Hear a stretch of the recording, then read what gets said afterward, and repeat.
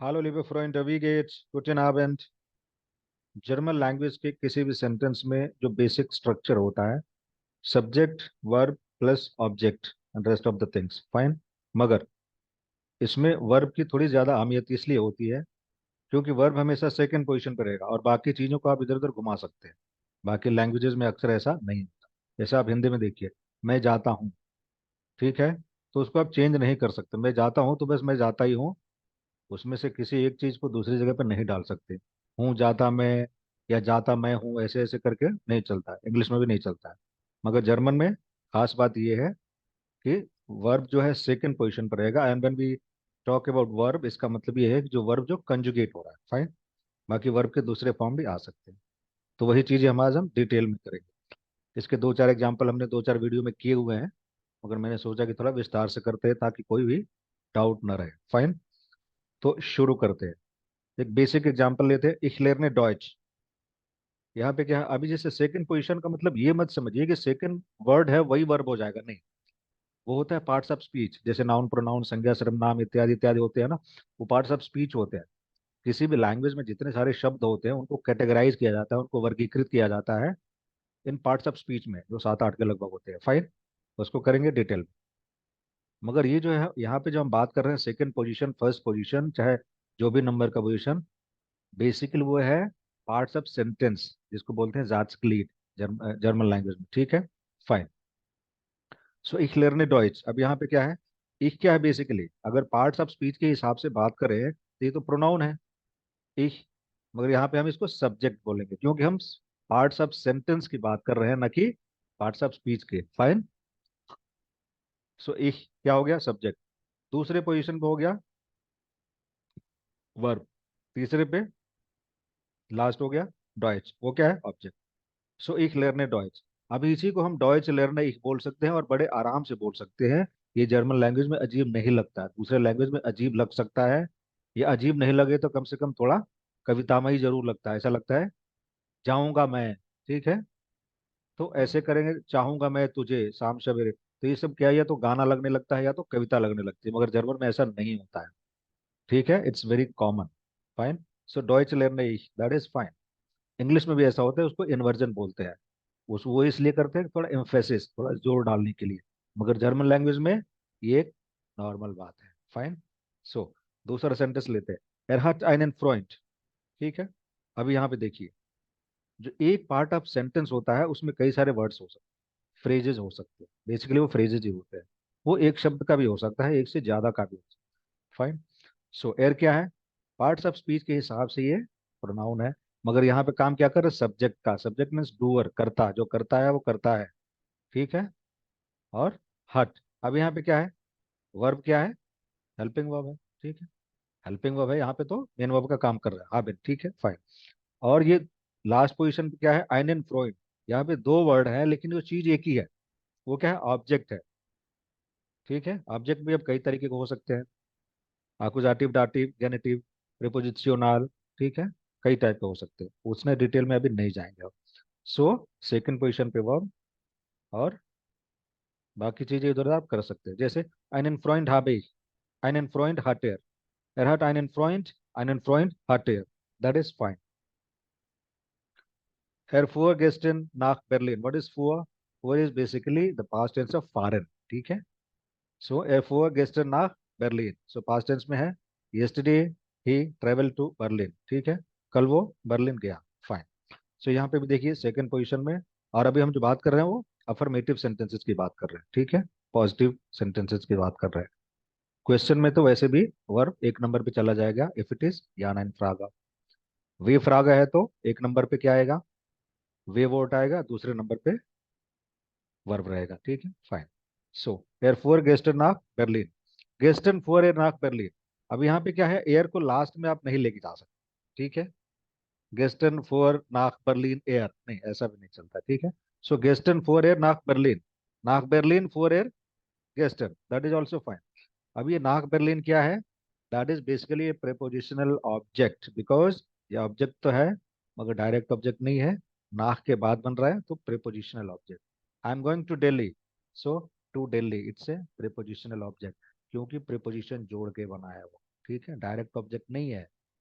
The moment we से I am eating a mango, so mango direct object है, आप उसको चबा रहे हैं, उसको खा रहे हैं, उसके साथ छेड़छाड़ कर रहे हैं, हरकत कर रहे हैं, ठीक है। बट द मोमेंट वैसे I am going to Delhi, Delhi के साथ कुछ कर नहीं रहे आप, ठीक है, तो प्रेपोजिशनल ऑब्जेक्ट हो गया, फाइन, राइट। सो नाक Berlin, so that is one part, नाक Berlin is one part. And then second part is, second position is पुअर एयर। अब वहां पे उसके बाद सब्जेक्ट पहले आएगा, फिर बाकी चीज आएगी। गेस्टन क्या हो गया, एडवर्ब हो गया, फाइन, राइट।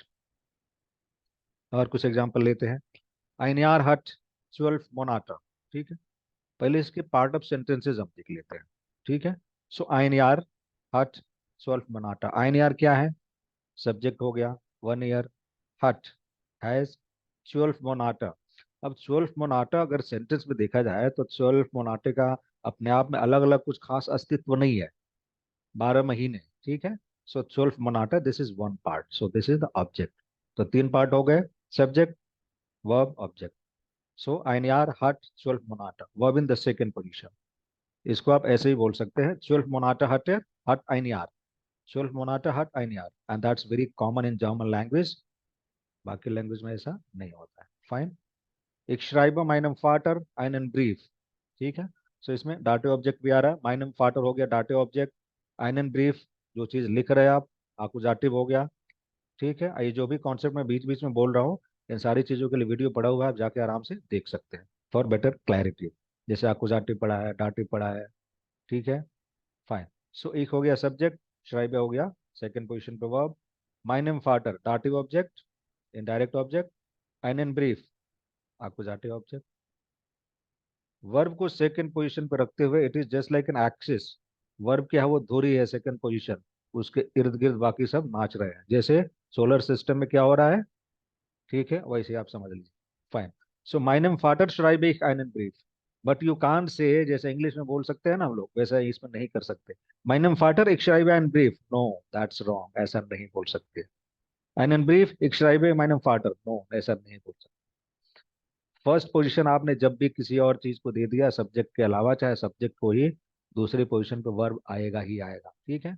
सो माइनम फाटर schreibe ich einen ब्रीफ schreibe ich meinem फाटर, दैट्स ऑल, फाइन।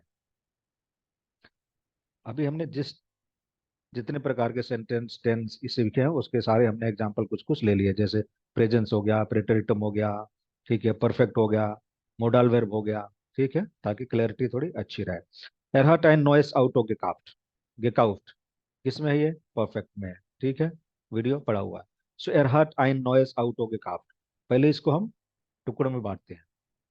लैंग्वेज क्या है बेसिकली, ऐसे लोग बहुत मिलते हैं दुनिया में जिन्हें पूरी डिक्शनरी याद है, but when it comes to speaking they are almost deaf and डम।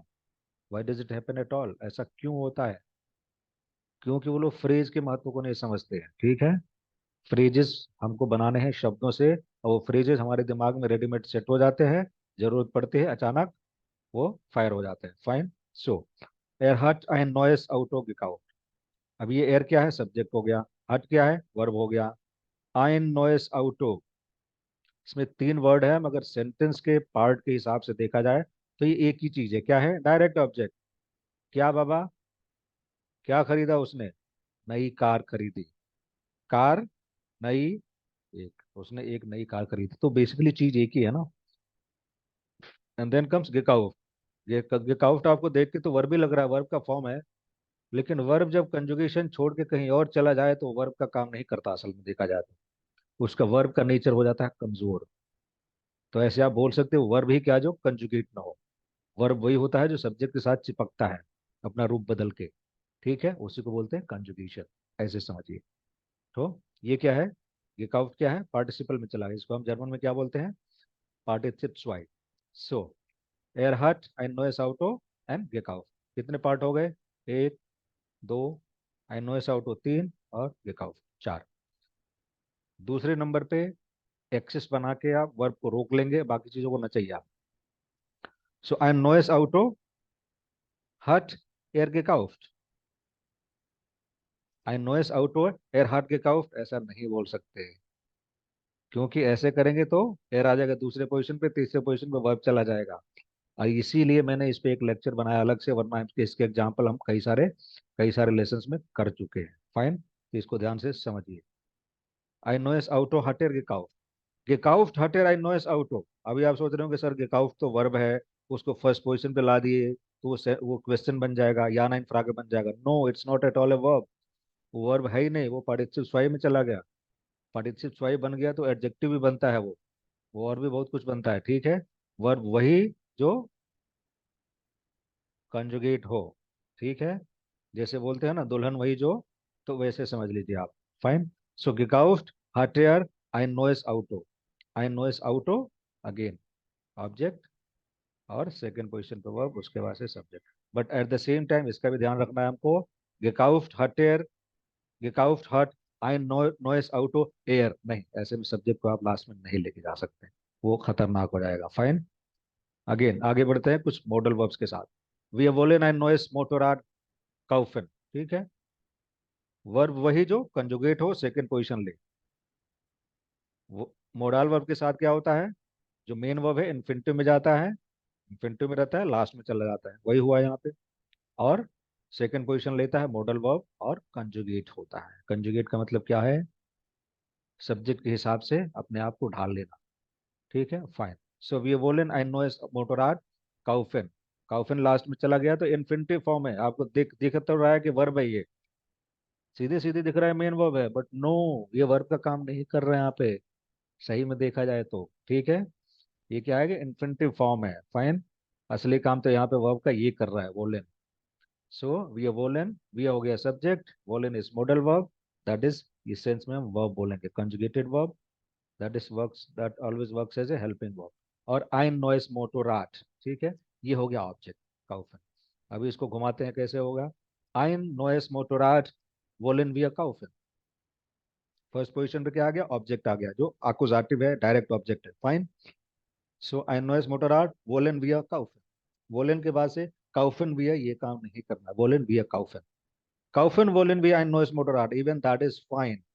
वाई, ऐसा क्यों संभव है, क्योंकि जो काउफन है वो वर्ब का काम नहीं कर रहा है, वर्ब वो रहता ही नहीं है सीधी सी सेंटेंस में जो कंजुगेट ना हो, ठीक है। So verb is like bodyguard of subject, उसके साथ चिपक कर रहेगा, जैसे नाउन के साथ आर्टिकल चिपक के रहता है उसका बॉडीगार्ड, वैसे ही है। फाइन। सो काउफन वोलन वी आई नॉइस मोटोराट। फाइन। अभी कुछ सेंटेंस लेते हैं परफेक्ट से। Er hat gestern heftig geregnet, geregnet, what is heftig, जैसे इस सेंस में यूज होता है, जैसे it has rained heavily, it rained yesterday heavily, ठीक है, बहुत तेज बारिश हुई। फाइन। सो उस सेंस में आता है। एस हट गेस्टन हेफ्टिक गिरजन। अब यहाँ पे एस क्या कर रहा है बेसिकली, एस काम तो सब्जेक्ट का कर रहा है, मगर यहाँ पे सब्जेक्ट चाहिए नहीं, हिंदी लैंग्वेज में इसमें सब्जेक्ट नहीं लगता, बारिश हो रही है तो बारिश ही हो रही है ना बाबा, ये बारिश हो रही है, वो बारिश हो रही हो, जैसे ये ऐसा थोड़ी है ये मौसम भी गया वो मौसम भी गया, ऐसा तो नहीं है ना। सो इट्स नॉट लाइक ये बारिश हो रही है। वो इंग्लिश में ऐसा लगता है, यूरोपियन लैंग्वेज इसलिए लगता है क्योंकि वहाँ पे कोई सब्जेक्ट नहीं है, तो एक डमी सब्जेक्ट लगाते हैं जिसको बोलते हैं प्लाट्स नेमर, प्लेस टेकर, वो जगह ले रहा है basically. So again that is European concept. So S हट गेस्टन हैफ्टी गेरेगनेट, गेस्टन हट इज हैफ्टी गेरेगनेट, गेरेगनेट, गेस्टन हट इज हैफ्टी गेरेगनेट। सो यहाँ पे गेस्टन क्या है, एडवर्ब है, एक नंबर पे आ गया। दूसरे नंबर पे हट तो रिजर्व हाई, ठीक है, एस सब्जेक्ट आएगा तीसरे नंबर पे, उसके बाद से हेप्टिक गेरेगनेट। फाइन। गेरेगनेट हटिस गेस्टन हेप्टिक, गेरेगनेट हटिस हेप्टिक गेस्टन, वो थोड़ा उठपटांग लग रहा है। फाइन। सो गेरेगनेट हटिस गेस्टन हेप्टिक, यहाँ पे क्या हो रहा है, गेरेगनेट। अभी आपको लग रहा होगा तो वर्ब जैसा लग रहा है, ऑफ कोर्स वर्ब ही है, मगर उसका पार्टिसिपल है, पार्टिसिप स्वाई है, तो वो उसको हम वर्ब नहीं मानेंगे। वो फर्स्ट पोजीशन ले सकता है, दूसरे पोजीशन पर रहेगा हट, एंड देन बाकी चीजें। हेफ्टी, अब यहाँ पे देखिए जितने वर्ड्स हैं उतने फंक्शंस हैं। I tell you again, come back to the original sentence. Video थोड़ा लंबा चौड़ा हो सकता है, उसकी चिंता नहीं करने का। फाइन। सो एस क्या है, सब्जेक्ट, डमी सब्जेक्ट है असल में देखा जाए तो। हट वर्ब, गेस्टन ये क्या है, एडवर्ब, ठीक है। फाइन। सो एडवर्बियल फ्रेज, एक तरीके से बोलेंगे पार्ट्स ऑफ सेंटेंस के सेंटेंस में।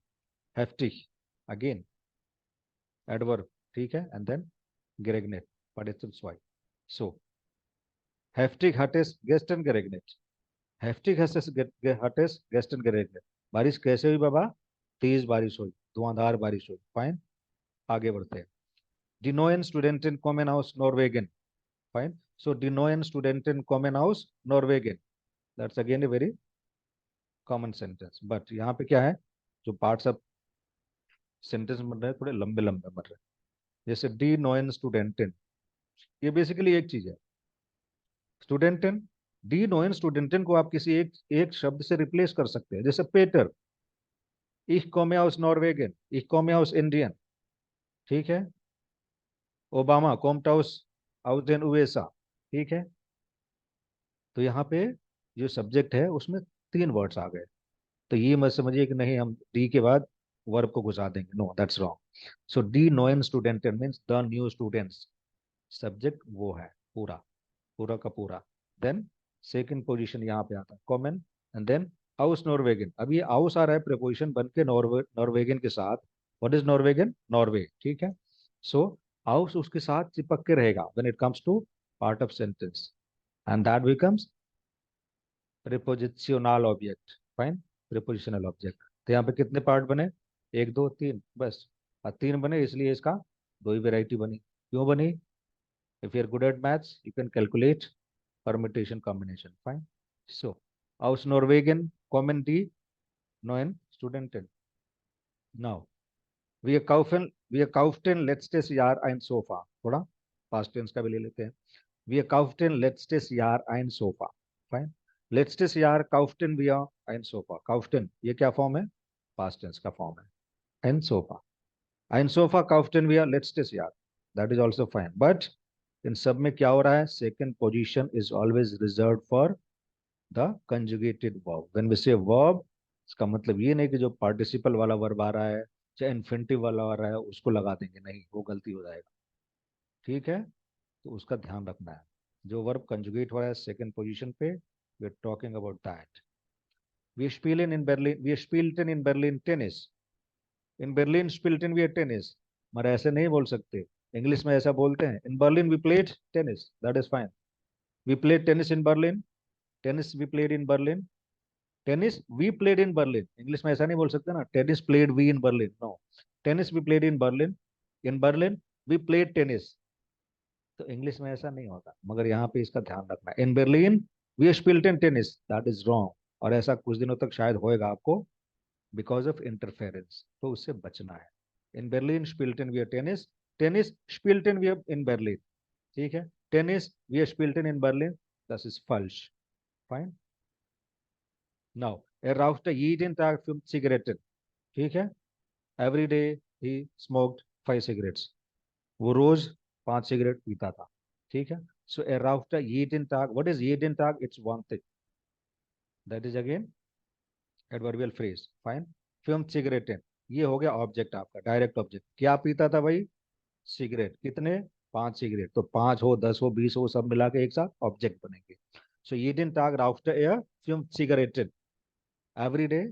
ठीक है। Again there's no point in translating into English। सो ये दिन ताग राउस्टर एयर फ्यूम सिगरेट है। मगर ये जो एयर आ रहा है ना थर्ड पोजिशन, इसको आप इधर उधर मत हिलाइएगा। ठीक है। That will be wrong. फ्यूम सिगरेट राउस्टर एयर ये दिन ताग, फ्यूम सिगरेट राउस्टर ये दिन ताग एयर, ऐसा नहीं हो सकता। सो फ्यूम सिगरेट राउस्टर एयर ये दिन ताग। Meine Freunde wollen in Informatik studieren। Meine Freunde wollen Informatik studieren। My friends want to study। What is Informatik? Computer science। What is Informatiker? Computer scientist, IT professional। ठीक है। Informatikerin उसका female version. So Informatik wollen meine Freunde studieren।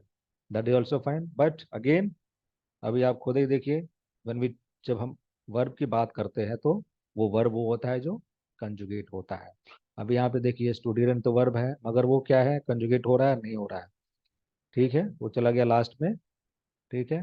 किस रूप में? Infinitive form में। Fine. So स्टूडियन वोलन wir स्टूडियन वोलन meine Freunde, सॉरी इन्फॉर्मेटिक, यहाँ पे आएगा इन्फॉर्मेटिक। ठीक है।